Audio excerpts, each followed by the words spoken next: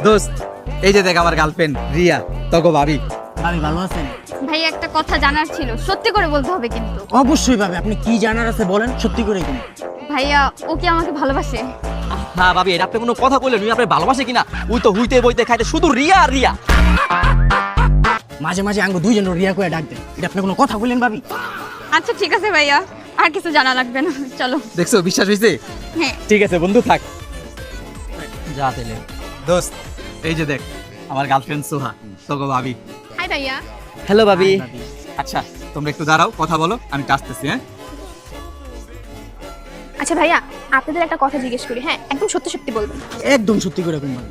আচ্ছা ওকে আমাকে রেখে অন্য কারোর সাথে কথা বলে? এইটা কোনো কথা বললেন ভাবি? আমার বন্ধু আপনারা ছাড়া এই পৃথিবীর কোনো মায়ের দিকে তাকাই না, কথা তো দূরেই থাক।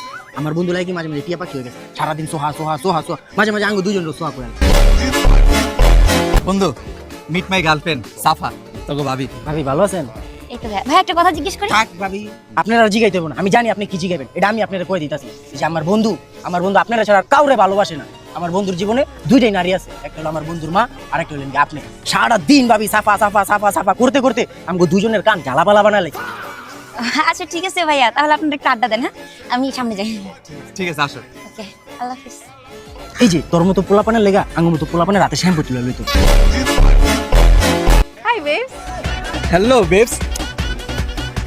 দোস্ত তখন নতুন ভাবে আয় পড়ছে ফারিয়া, থাক একটু ডেটটা শেষ করে আয়।